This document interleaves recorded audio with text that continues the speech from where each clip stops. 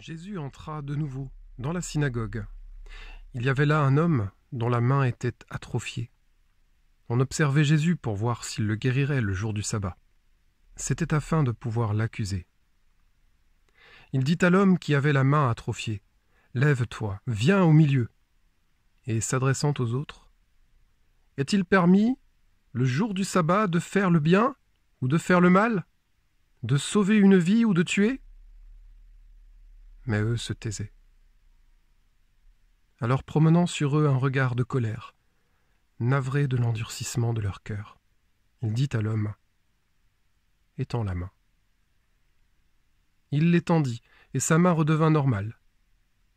Une fois sortis, les pharisiens se réunirent en conseil avec les partisans d'Hérode contre Jésus, pour voir comment le faire périr. Jésus se retira avec ses disciples, près de la mer, et une grande multitude de gens venus de la Galilée le suivirent. De Judée, de Jérusalem, d'Idumée, de Transjordanie et de la région de Tyr et de Sidon vinrent aussi à lui une multitude de gens qui avaient entendu parler de ce qu'il faisait. Il dit à ses disciples de tenir une barque à sa disposition pour que la foule ne l'écrase pas. Car il avait fait beaucoup de guérisons, si bien que tous ceux qui souffraient de quelque mal se précipitaient sur lui pour le toucher. Et lorsque les esprits impurs le voyaient, ils se jetaient à ses pieds et criaient « Toi, tu es le Fils de Dieu !»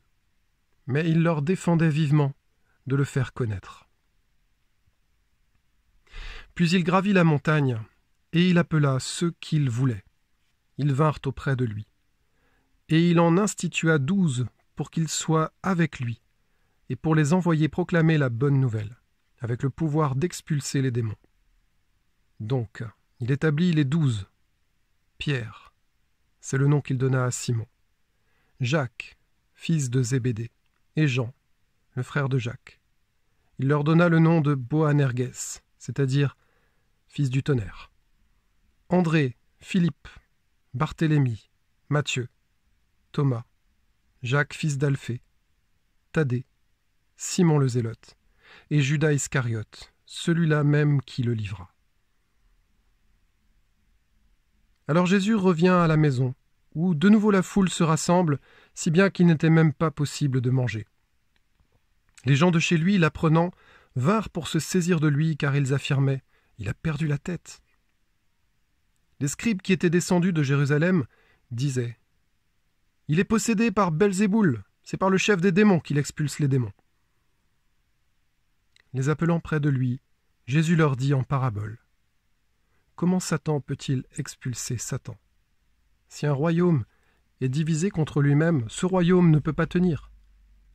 Si les gens d'une même maison se divisent entre eux, ces gens ne pourront pas tenir.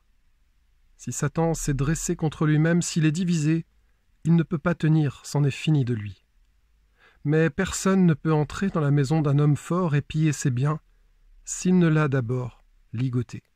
Alors seulement il pillera sa maison. Amen, je vous le dis, tout sera pardonné aux enfants des hommes, leurs péchés et les blasphèmes qu'ils auront proférés. Mais si quelqu'un blasphème contre l'Esprit Saint, il n'aura jamais de pardon, il est coupable d'un péché pour toujours. » Jésus parla ainsi parce qu'ils avaient dit « Il est possédé par un esprit impur. » Alors arrivent sa mère et ses frères. Restant au dehors, ils le font appeler. Une foule était assise autour de lui. Et on lui dit « Voici que ta mère et tes frères sont là dehors, ils te cherchent. » Mais il leur répond « Qui est ma mère? Qui sont mes frères ?»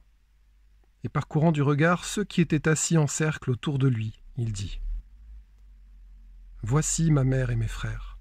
Celui qui fait la volonté de Dieu, celui-là est pour moi un frère, une sœur, une mère. »